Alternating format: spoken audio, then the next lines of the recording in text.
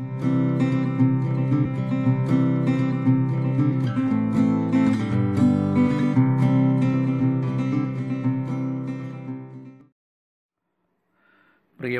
കുട്ടികളെ, principles of inheritance and variation എന്ന ചാപ്റ്ററിലെ 17ാമത്തെ പാർട്ടിലേക്ക് നിങ്ങൾക്ക് ഏവർക്കും സ്വാഗതം. ഇന്ന് നമ്മളിവിടെ ഡിസ്കസ് ചെയ്യാൻ പോകുന്നത് മ്യൂട്ടേഷൻ ആൻഡ് പെഡിഗ്രി അനലൈസിസ് ആണ്. അപ്പോൾ ഈ ഭാഗം വളരെ പ്രധാനപ്പെട്ടതാണ്. അപ്പോൾ മ്യൂട്ടേഷൻ ആൻഡ് പെഡിഗ്രി അനലൈസിസ് ഈ ഭാഗത്തു നിന്നും ഈ വരുന്ന എക്സാമിനേഷന് നിങ്ങൾക്ക് ക്വസ്റ്റ്യൻസ് പ്രതീക്ഷിക്കാവുന്ന ഭാഗം തന്നെയാണ്. അപ്പോൾ വളരെ പ്രാധാന്യം കൊടുത്തതുകൊണ്ട് തന്നെ സമീപിക്കേണ്ട ഒരു ഭാഗമാണ്. അപ്പോൾ ആദ്യം നമ്മൾ മ്യൂട്ടേഷനെ കുറിച്ച് പഠിക്കാൻ പോവുകയാണ്. മ്യൂട്ടേഷൻ എന്ന് വെച്ച് കഴിഞ്ഞാൽ ഉൽപരിവർത്തനം എന്നാണ് ഉദ്ദേശിക്കുന്നത്. മലയാളത്തിൽ ഉൽപരിവർത്തനം എന്ന് പറയും. അപ്പോഴാദ്യം നമുക്കതിനെ ഡിഫൈൻ ചെയ്യണം, എന്താണ് മ്യൂട്ടേഷൻ എന്നുള്ളത്. ഇപ്പോൾ മ്യൂട്ടേഷൻ തിയറി ആദ്യമായിട്ട് പ്രഖ്യാപിച്ച സയൻറ്റിസ്റ്റ് ഹ്യൂഗോ ഡ്യൂബ്രീസ് ആണ്. അദ്ദേഹം ഈവനിങ് പ്രൈംറോസിൽ ആണ് അദ്ദേഹം തൻ്റെ എക്സ്പെരിമെൻ്റ് നടത്തിയത്. ഇപ്പോൾ നമ്മളിവിടെ ഉൽപരിവർത്തനം മ്യൂട്ടേഷൻ എന്നത് എന്താണെന്ന് ഡിഫൈൻ ചെയ്യാൻ പോവുകയാണ്. Mutation is a phenomenon which result in alteration of DNA sequences and changes in the genotype and the phenotype of an organism. അപ്പോഴെന്താണ് മ്യൂട്ടേഷൻ എന്ന് വെച്ച് കഴിഞ്ഞാൽ, മ്യൂട്ടേഷൻ ഈസ് എ ഫിനോമിനൻ, ഒരു പ്രതിഭാസമാണ്, which result in alteration of DNA sequence. അപ്പോൾ alter എന്ന് പറഞ്ഞു കഴിഞ്ഞാൽ എന്താണ് ഉദ്ദേശിക്കുന്നത്? ഒരു മാറ്റം. അപ്പോൾ DNA സീക്വൻസിൽ DNA ജീനുകൾ ഇരിപ്പുണ്ടെന്ന് നിങ്ങൾക്കറിയാം. അപ്പോൾ അതിൻ്റെ കുറിച്ച് ഡീറ്റെയിൽ ആയിട്ട് അതിൻ്റെ മോളിക്കുലാർ ബേസിസ് ഓഫ് ഇൻഹെറിറ്റൻസ് എന്ന് പറയുന്ന ഒരു ചാപ്റ്ററാണ് തൊട്ടടുത്ത ഭാഗം നമ്മളൊക്കെ പഠിക്കാനുള്ളത്. അപ്പോൾ അതിൽ വരുമ്പോഴത്തേക്കും നമുക്ക് കൂടുതൽ ഡീറ്റെയിൽ ആയിട്ട് ഇതിനെക്കുറിച്ച് പഠിക്കേണ്ടതായിട്ടുണ്ട്. ഇപ്പം നൈട്രജൻ ബേസുകൾ, പെയറുകൾ, അഡിനിൻ, തൈമിൻ, സൈറ്റോസിൻ, ഗ്വാനിൻ, ഇതൊക്കെ ഒരു പ്രത്യേക രീതിയിലാണ് ക്രമീകരിച്ചിരിക്കുന്നത്. അപ്പോൾ ഈ DNA സീക്വൻസ് അതിന് ചേഞ്ചസ് സംഭവിച്ചാൽ mutation is a phenomenon which result in alteration of DNA sequences. ഇപ്പോൾ DNA ആ സീക്വൻസസിന് ഒരു മാറ്റം സംഭവിച്ചു കഴിഞ്ഞാൽ എന്തുണ്ടാകും? അത് ഏതിൻ്റെ മാറ്റത്തിന് കാരണമായി തീരും? Genotype and phenotype of an organism. അപ്പോൾ DNA സീക്വൻസിന് മാറ്റം സംഭവിച്ചു കഴിഞ്ഞാൽ ആ ഓർഗാനിസത്തിൻ്റെ, ആ ജീവിയുടെ ജീനോടൈപ്പിനും ഫീനോടൈപ്പിനും വ്യത്യാസം ഉണ്ടാകും.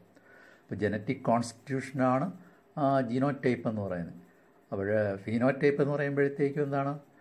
എക്സ്റ്റേണൽ അപ്പിയറൻസ് ആണ്. അപ്പോൾ അതിനും മാറ്റം ഉണ്ടാകും. ജീനോടൈപ്പിനും ഫീനോടൈപ്പിലും മാറ്റം ഉണ്ടാകുന്നതിന് കാരണമായി തീരും. അപ്പോൾ mutation is a phenomenon which result in alteration of DNA sequences and changes in the genotype and the phenotype of an organism.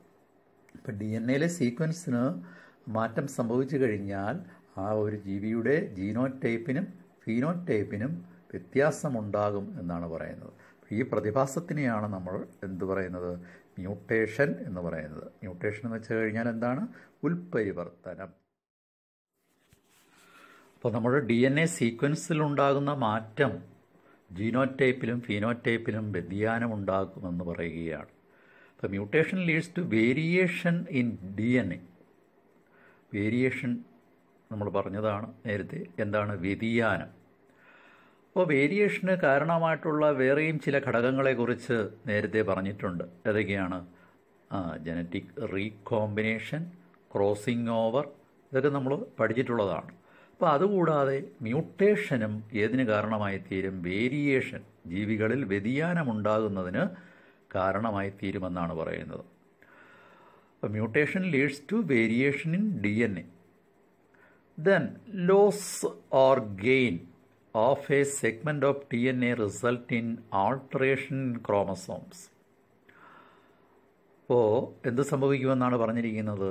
ഇപ്പോൾ DNA ഒരു സെഗ്മെൻറ്റ്, ഒരു ഭാഗത്തിന് നഷ്ടം സംഭവിച്ചു കഴിഞ്ഞാൽ, അതാണ് ഡെലീറ്റ് ചെയ്ത് പോവുക, നഷ്ടപ്പെട്ടു പോയി കഴിഞ്ഞാലോ അല്ലെങ്കിൽ ഇൻസർട്ട് ചെയ്യുകയോ അല്ലെങ്കിൽ പുതുതായി ആഡ് ചെയ്യപ്പെട്ടാലോ അല്ലെങ്കിൽ ആ ഭാഗം ഡ്യൂപ്ലിക്കേഷൻ സംഭവിച്ചാലോ വീണ്ടും അതേപോലെ ഒന്നുകൂടെ ഉണ്ടായാലോ ഡ്യൂപ്ലിക്കേഷൻ ഉണ്ടായാലോ ഒക്കെ എന്ത് സംഭവിക്കും?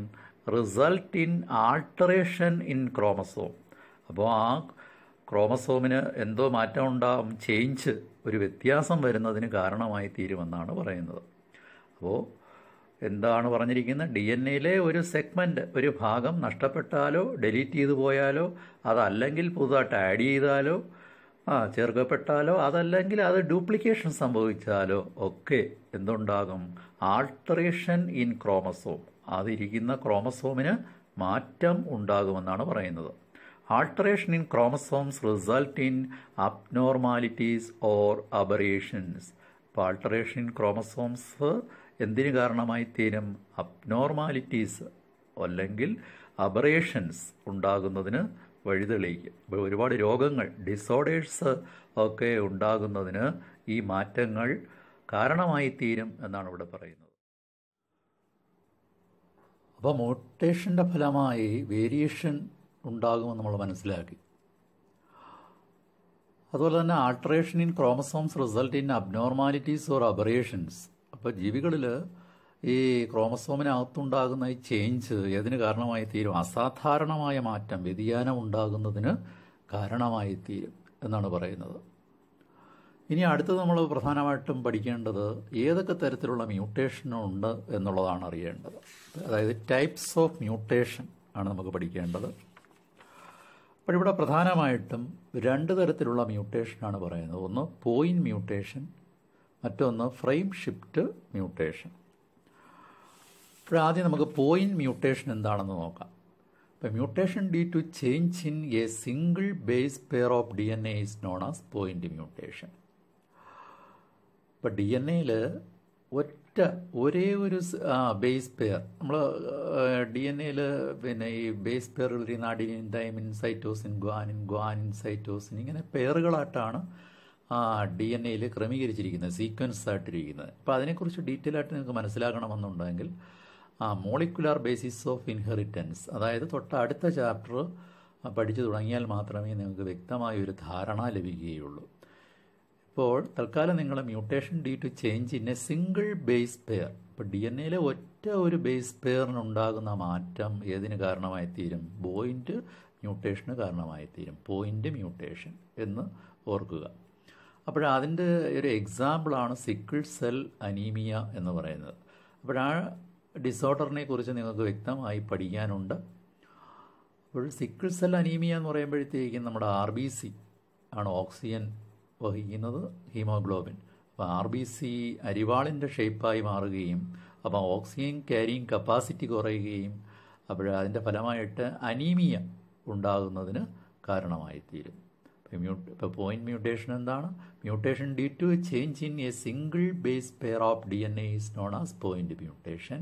അപ്പോൾ ഡി എൻ എയിലെ ഒരു ബേസ് പെയറിനുണ്ടാകുന്ന ചേഞ്ച് ഏതിന് കാരണമായി തീരും?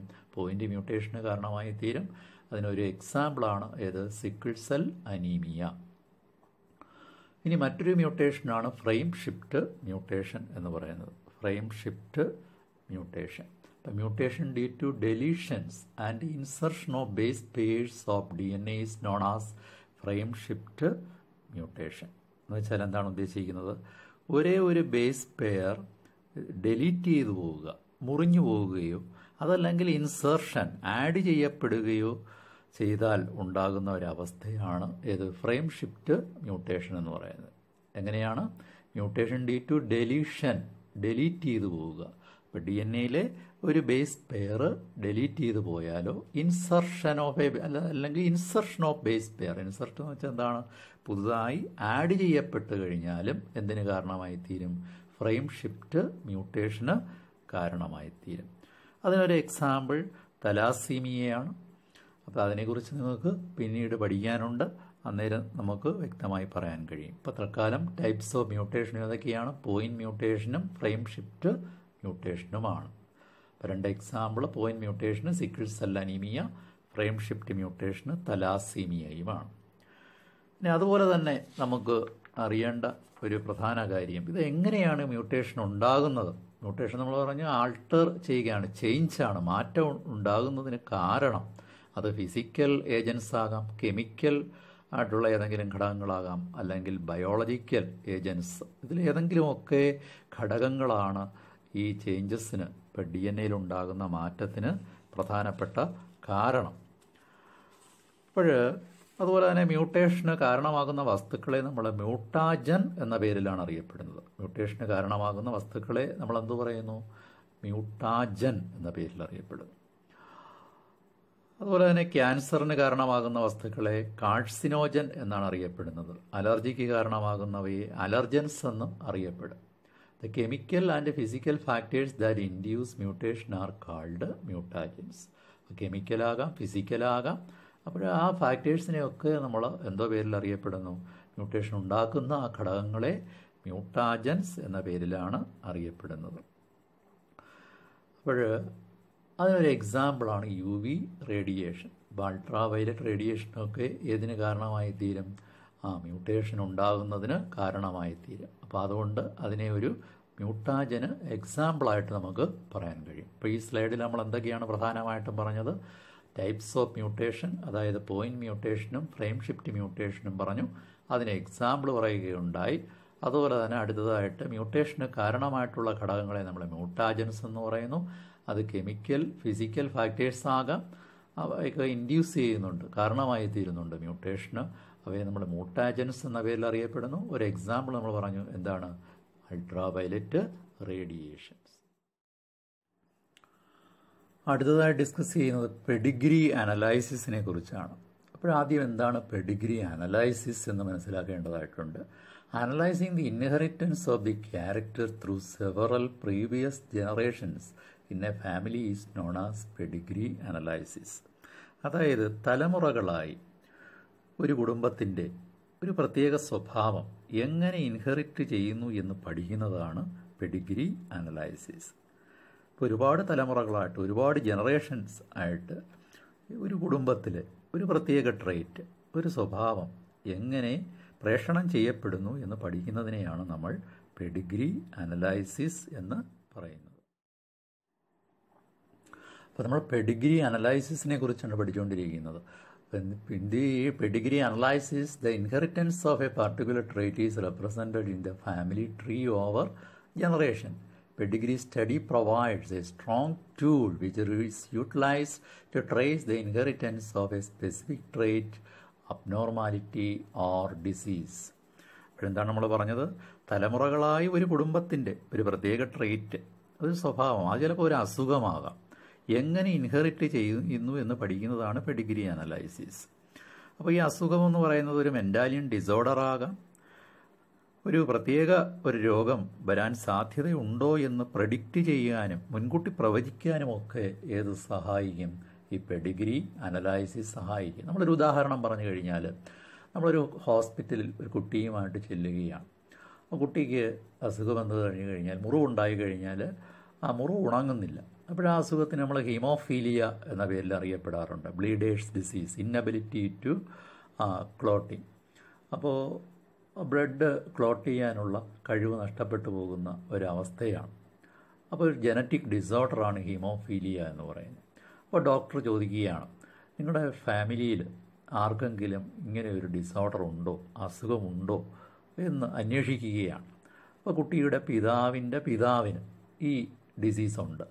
അങ്ങനെ ട്രേസ് ചെയ്ത് പോയി അന്വേഷിക്കുകയും, അതാണ് ആ ഫാമിലിയിൽ സെവറൽ ജനറേഷൻ, തലമുറകളായി ആർക്കെങ്കിലും ചിലപ്പോൾ ആ ഒരു അസുഖം ഉണ്ടാകാം. അങ്ങനെയാണ് ഇൻഹെറിറ്റ് ചെയ്ത് ആർക്ക് കിട്ടിയത്? ഈ കുട്ടിക്കും വന്നു ചേർന്നത്.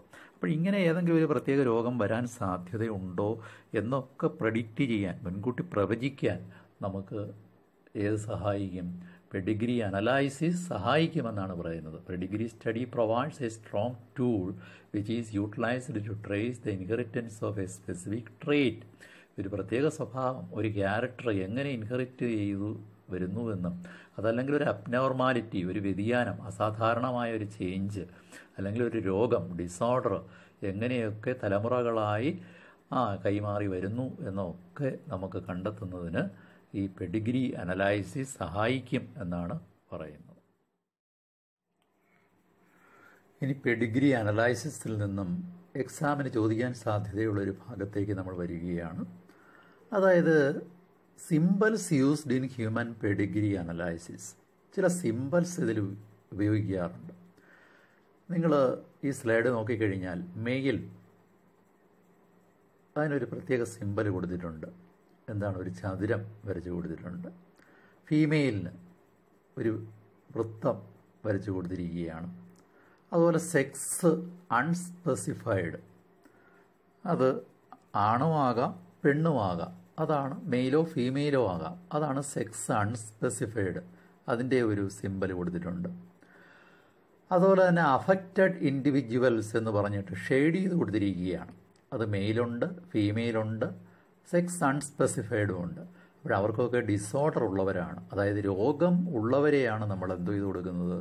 ഷെയ്ഡ് ചെയ്ത് കൊടുക്കുന്നത്. ആ സിംബൽസിൽ ഷെയ്ഡ് ചെയ്ത് കഴിഞ്ഞാൽ അവർക്ക് രോഗം ഉണ്ട് അല്ലെങ്കിൽ എന്തെങ്കിലും ഡിസോർഡർ ഉണ്ട് എന്നാണ് അർത്ഥമാക്കേണ്ടത്. മറ്റൊരു സിംബൽ കൊടുത്തിട്ടുണ്ട്. ഒരു മെയിലും അതിൻ്റേതായിട്ടുള്ള സിംബൽ ഒരു ചതുരവും കൊടുത്തിട്ടുണ്ട്, ഫീമെയിലിൻ്റെ സിംബൽ ഒരു വൃത്തവും കൊടുത്തിട്ട് രണ്ടിനെയും കൂടി ചേർത്തൊരു വര കൊടുത്തിട്ടുണ്ട്. എന്നിട്ട് എന്തോ എഴുതിയിട്ടുണ്ട്? മേറ്റിംഗ്. മേറ്റിംഗ് എന്ന് വെച്ചാൽ എന്താണ് ഉദ്ദേശിക്കുന്നത്? സെക്സിൽ ഏർപ്പെടുക അല്ലെങ്കിൽ ഇണ ചേരുക എന്നാണ് ഉദ്ദേശിക്കുന്നത്. അതിൻ്റെ സിംബലാണ് നമ്മൾ അവിടെ കാണുന്നത്, മേറ്റിംഗ്. രണ്ടാമത് ഒരെണ്ണം കൊടുത്തിട്ടുണ്ട്. മെയിലും ഫീമെയിലിൻ്റെയും സിംബൽ കൊടുത്തിട്ട് അത് രണ്ട് വരകൾ കൊണ്ട് കൂട്ടിയോജിപ്പിച്ചിരിക്കുകയാണ്.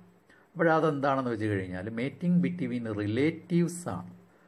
അപ്പം ബ്ലഡ് റിലേഷൻ, അപ്പോൾ രക്തബന്ധമുള്ളവർ തമ്മിലുള്ള മേറ്റിംഗ് ആണ് ഉദ്ദേശിക്കുന്നത്. ഇണചേരൽ അല്ലെങ്കിൽ സെക്സിൽ ഏർപ്പെടുന്നതിനെയാണ് നമ്മൾ ആ ഒരു സിംബൽ കൊണ്ട് അർത്ഥമാക്കുന്നത്. അതിനെ കോൺസാങ്ഗ്വീനിയസ് മേറ്റിംഗ് എന്ന പേരിലും അറിയപ്പെടാറുണ്ട്. ഇങ്ങനെയുള്ള സിംബൽസൊക്കെ നിങ്ങളുടെ ക്വസ്റ്റ്യൻസ് ആ ക്വസ്റ്റ്യൻ പേപ്പറിൽ തന്നിട്ട് അത് ഐഡൻറ്റിഫൈ ചെയ്യാൻ നിങ്ങളോട് ആവശ്യപ്പെടും. പെഡിഗ്രി അനലൈസിസിൽ ഉപയോഗിക്കുന്ന ചില സിംബൽസാണ് നമ്മൾ പഠിച്ചുകൊണ്ടിരിക്കുന്നത്. മറ്റു ചില സിംബൽസാണ് നമ്മളിവിടെ കാണുന്നത്. അതായത് ആദ്യം കാണുന്നത് പേരൻസ് എബോ, പേരൻസ് ആണ് കാണിച്ചിരിക്കുന്നത് മുകളിൽ. ചിൽഡ്രൻസ് ബിലോ, ആ രീതിയിലൊരു സിംബലാണ് നമ്മളിവിടെ കാണുന്നത്. In order to birth left to right ആണ് ആദ്യത്തെ ആ സിംബൽ കാണിച്ചിരിക്കുന്നത്. പേരൻസ് ആണ് മുകളിൽ, അവരുടെ കുട്ടികളാണ്, ഒരു മെയിലും ഫീമെയിലും, ഒരു ആൺകുട്ടിയും പെൺകുട്ടിയുമാണ് അവർക്കുള്ളത്. ആദ്യത്തെ നമ്മൾ കാണുന്ന ഡയഗ്രം.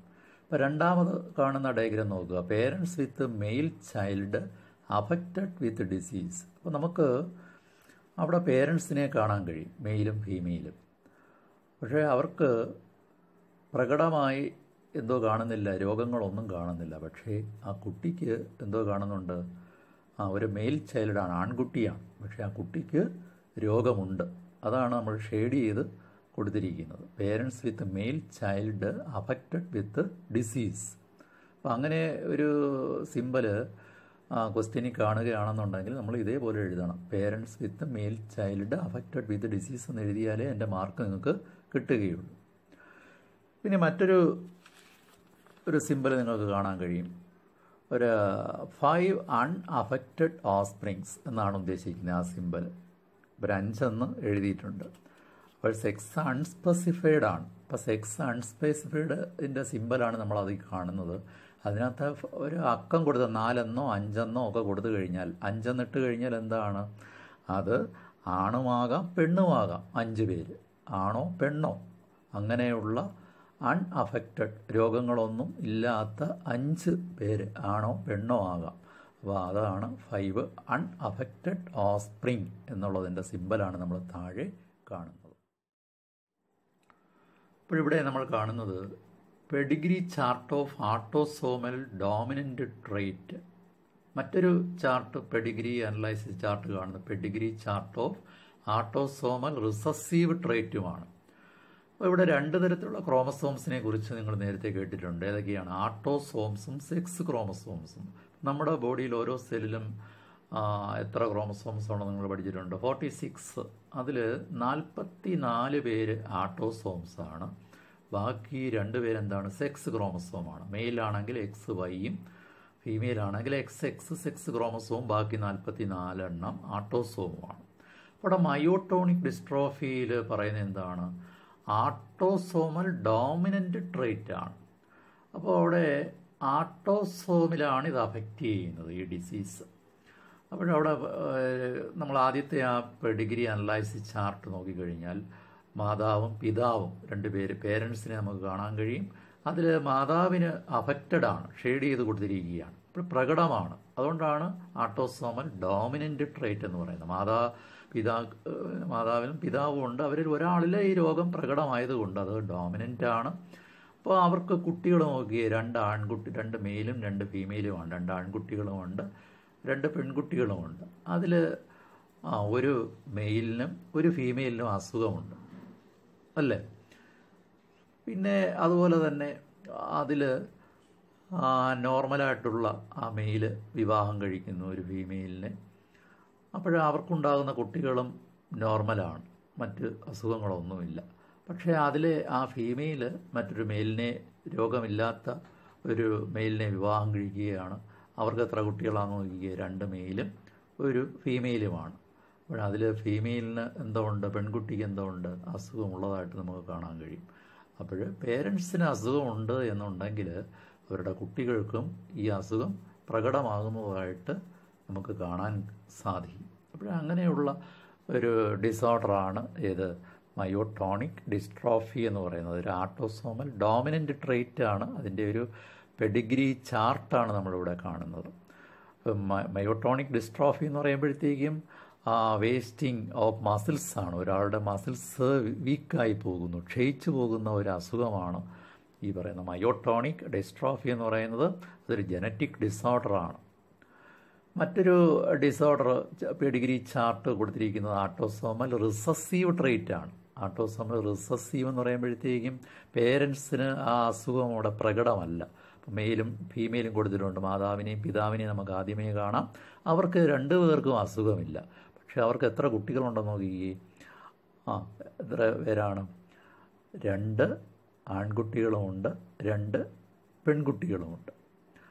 അതുപോലെ തന്നെ അതിൽ പേരൻസിന് അസുഖമില്ലായിരുന്നിട്ട് കൂടി അതിൽ ഒരു ആൺകുട്ടിക്കും ഒരു പെൺകുട്ടിക്കും എന്തോ ഉണ്ട്, അസുഖമുണ്ട്. അതാണ് ഷെയ്ഡ് ചെയ്ത് കൊടുത്തിരിക്കുന്നത്. അസുഖമുള്ളതായിട്ട് നമുക്ക് കാണാൻ സാധിക്കും. അതുപോലെ തന്നെ ആ അസുഖമില്ലാത്ത ഫീമെയിൽ മറ്റൊരു അസുഖമില്ലാത്ത ഒരു മെയിലിനെ വിവാഹം കഴിക്കുന്നതായിട്ട് നമുക്ക് കാണാൻ കഴിയും. അപ്പോൾ അവർക്കുണ്ടാകുന്ന 3 കുട്ടികൾ, അതിൽ 2 ഫീമെയിലാണ്, ഒരു മെയിലാണ്. അതിലൊരു മെയിലിന് എന്തോ ഉണ്ട്, അസുഖമുള്ളതായിട്ട് നമുക്ക് കാണാൻ കഴിയും. പേരൻസിന് അസുഖമില്ല, അവരുടെ ഒരു കുട്ടിക്ക് അസുഖമുണ്ട്. അങ്ങനെ മാതാപിതാക്കൾക്ക് അസുഖമില്ലെങ്കിലും കുട്ടികൾക്ക് എന്തോ ഉണ്ട്, അസുഖം ഉള്ളതായിട്ട് നമുക്ക് കാണാൻ കഴിയും. ഇപ്പോൾ റിസസീവ് സ്റ്റേജാണ്. അങ്ങനെയുള്ള ആ ട്രേറ്റിന് നമ്മൾ ആട്ടോസോമൽ റിസസീവ് ട്രേറ്റ് എന്ന് പറയും. അതിനൊരു എക്സാമ്പിളാണ് സിക്കിൾ സെൽ അനീമിയ. എന്താണ് സിക്കിൾ സെൽ അനീമിയ എന്ന് പറയുന്നത്? അതിനെക്കുറിച്ച് നമുക്ക് ഡീറ്റെയിൽ ആയിട്ട് ഇനി പഠിക്കാനുണ്ട്. അതൊരു ജനറ്റിക് ഡിസോർഡറാണ്. അതായത് ഈ പറയുന്ന RBC അരിവാളിൻ്റെ ഷേപ്പായി മാറുകയും ഓക്സിജൻ ക്യാരിയിങ് കപ്പാസിറ്റി കുറയുകയും ചെയ്യുന്ന ഒരവസ്ഥയാണ് ഏത് സിക്കിൾ സെൽ അനീമിയ. അപ്പോൾ അതിൻ്റെയും ഒരു പെഡിഗ്രി ചാർട്ടാണ് നിങ്ങളിവിടെ കാണുന്നത്. 2 ചാർട്ട് നിങ്ങൾ പരിചയപ്പെട്ടു. ഇങ്ങനെയുള്ള ചാർട്ടൊക്കെ ക്വസ്റ്റ്യൻ പേപ്പറിൽ തന്നിട്ട് നിങ്ങളോട് ഐഡൻറ്റിഫൈ ചെയ്യാൻ ആവശ്യപ്പെടും. പെട്ടെന്ന് തന്നെ എൻ്റെ ആൻസർ കൊടുക്കാൻ നിങ്ങളെ കൊണ്ട് കഴിയണം.